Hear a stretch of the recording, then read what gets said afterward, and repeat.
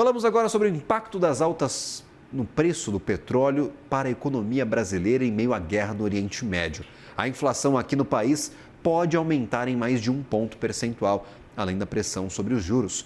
Para falarmos sobre este assunto, conversamos agora com Cláudio Felizoni, que é presidente do Instituto Brasileiro de Executivos do Varejo e professor da FIA Business School. Seja bem-vindo à nossa programação, é um prazer tê-lo por aqui.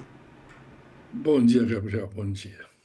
Temos orientação da China para que os negociadores parem de exportar derivados de combustíveis. Diesel, querosene de aviação, bunker para navegação. Há essa orientação, não fechem novos contratos e, se possível, quebrem os contratos que já fecharam, mas que ainda não foram embarcados. Isso dá uma noção, talvez, de que o combustível importado pelo Brasil possa ficar mais caro e ter efeitos até maiores do que a simples alta do preço do petróleo? É verdade, Gabriel. O cenário não é absolutamente promissor, até como o colega me antecedeu e você aqui falando sobre o crescimento da China.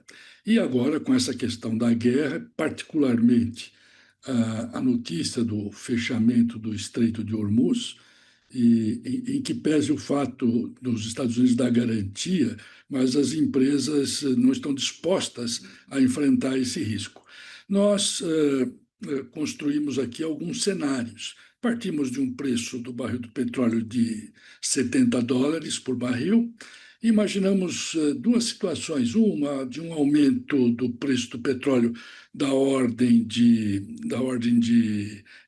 21%, indo a $85, e um cenário mais catastrófico, digamos assim, mais complexo, um preço do barril a $100. Os especialistas do mercado, que estudam o mercado de petróleo, dão até valores substancialmente maiores caso essa crise se estenda, chegando a $120, $130 por barril. Mas vamos dizer, se nós tivermos um preço do barril que está próximo de $85 por barril, nós teríamos, nas seguintes hipóteses, o peso da gasolina no IPCA por volta de 5%. O preço do diesel, o peso do diesel, 1,5%. E, em média, a transferência do aumento do preço do petróleo para o preço na bomba é da ordem de 40%. Nessas condições, se houvesse um aumento para $85, nós calculamos um impacto no IPCA de 0,52 pontos percentuais. No caso pior, né, o impacto seria de 1,2 pontos percentuais. Naturalmente, uma pergunta que seguiria seria a seguinte: e qual seria, né, o impacto desse aumento do IPCA na Selic? Tradicionalmente, se nós tomarmos as séries temporais, nós vamos ver que 1 ponto percentual implica em aproximadamente 1,3 pontos percentuais de aumento na Selic. Isso depende muito das condições, como o Banco Central vislumbra as condições futuras. Mas vamos dizer, 1 ponto para 1,3 pontos percentuais na Selic, isso implicaria em um aumento da Selic de 1,6 pontos percentuais.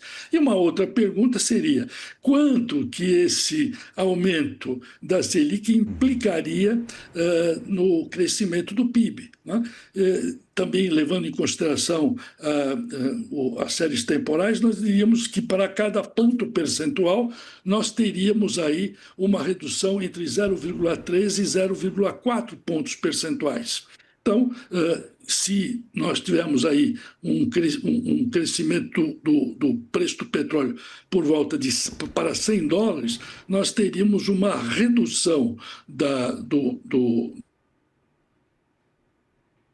pontos percentuais, o que é um valor bastante significativo, levando em consideração as taxas de crescimento bastante baixas esperadas para a economia brasileira em 2026. Bem modestas essas taxas de investimento, de crescimento, o mercado como um todo, em média, projeta 1,8% de crescimento para este ano, então a gente perderia uma boa parte do nosso crescimento em 2026. Eu gostaria de entender... E levando em por favor, consideração,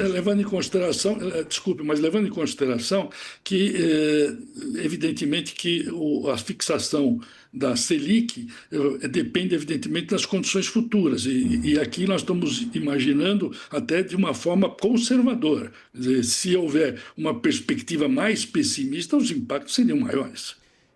Este conflito, a gente não sabe exatamente quanto vai durar. O histórico recente não é nada favorável, porque a guerra entre Rússia e Ucrânia acaba de completar 4 anos, os conflitos entre Israel e Hamas ainda se estendem, então não temos bom histórico de conflitos breves na geopolítica mundial recentemente.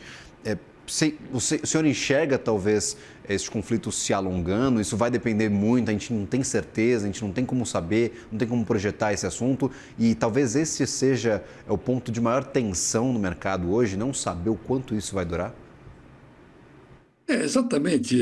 Ou seja, o Irã não é... E é o que nós estamos assistindo. E como você bem menciona, esses conflitos, os recentes conflitos que se tinha uma perspectiva de encerramento e de conclusão rapidamente se estenderam. Então, essa incerteza, evidentemente, que coloca muita preocupação nos mercados e, evidentemente, eleva os impactos em razão da insegurança natural pela incapacidade de prever qualquer coisa. O mais importante, né, o que é fundamental nos mercados não são as situações em que se pode prever com uma determinada probabilidade. Os grandes desafios são as situações de incerteza. E é exatamente isso que nós estamos vivendo. Olhando, por exemplo, para talvez crescimento brasileiro, há parte do mercado talvez apontando que o Brasil possa ser porto seguro para investimento, já que estamos distantes dos conflitos geopolíticos. O senhor mantém talvez alguma esperança de que isso possa acontecer, de que investimentos venham para cá e de que o Brasil consiga talvez tirar vantagem deste cenário tão incerto para a geopolítica para o lado de lá do mundo?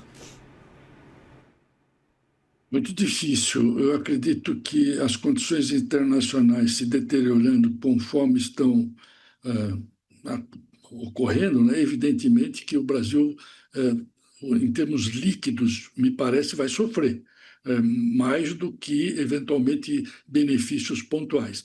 Obviamente que esse aumento dos preços do petróleo ele tem aspectos positivos para o Brasil e tem aspectos negativos.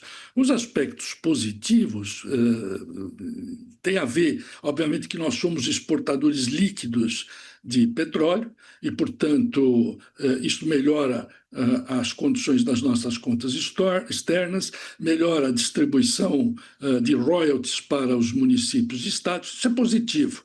Isso traz algum alento. Mas nós temos aí impactos dramáticos no setor de transporte, não é? Gás de cozinha, energia, uma desaceleração do consumo. Tudo isto impactará certamente de forma contundente a economia brasileira. E como naturalmente acontece, não é?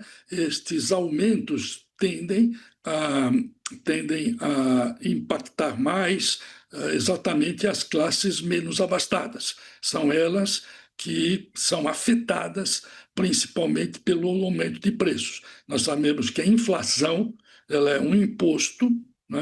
Em que sentido? Porque ela retira a renda, você compra bens, você contrata serviços com base na sua renda real. Então, se a inflação sobe, sua renda real diminui e, portanto, você está retirando renda, funciona como um imposto. Mas pior do que ser um imposto, né, porque nós temos bastante, é que é um imposto regressivo, o que quer dizer onera mais exatamente quem tem menos condições. Estas pessoas estão menos protegidas contra os efeitos nocivos dos aumentos generalizados de preço.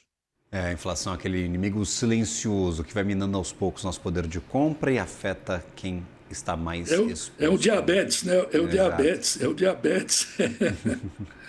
Perfeito. Cláudio, e aí, por exemplo, nesse cenário, me parece que a inflação seria mais causada por uma quebra das cadeias das cadeias produtivas. Quando a gente volta lá para 2020, 2021, quando todo mundo começou a subir juros, existia uma discussão sobre se taxa Selic, se taxa básica de juros é suficiente para combater a inflação de oferta. Isso já é discussão batida, isso já foi superado pela autoridade monetária brasileira. Como é que você enxerga a repetição deste cenário poucos anos depois da última grande quebra de cadeia de produção que nós vimos na pandemia? O controle da inflação depende fundamentalmente de duas ações, né? Da política fiscal, que é receita tributária menos despesas do governo, e da política monetária, que está sob a égide do Banco Central.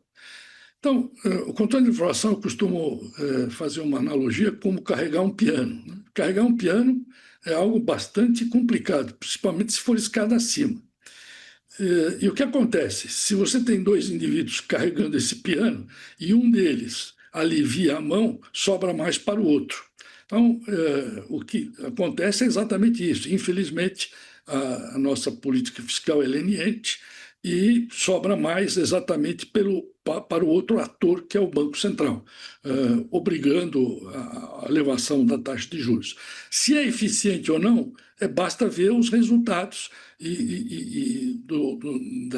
da evolução da Selic e a evolução da inflação, né? Com atraso, mas, de fato, o controle da inflação tem se dado pelo aumento, pela majoração da taxa de juros, da taxa básica de juros. Porque, do outro lado, que é a política fiscal, muito pouco tem sido feito. Conversamos com Cláudio Felissoni, que é presidente do Instituto Brasileiro de Executivos do Varejo e também professor da FIA Business School. Obrigado, professor. Até uma próxima. Um abraço, Gabriel.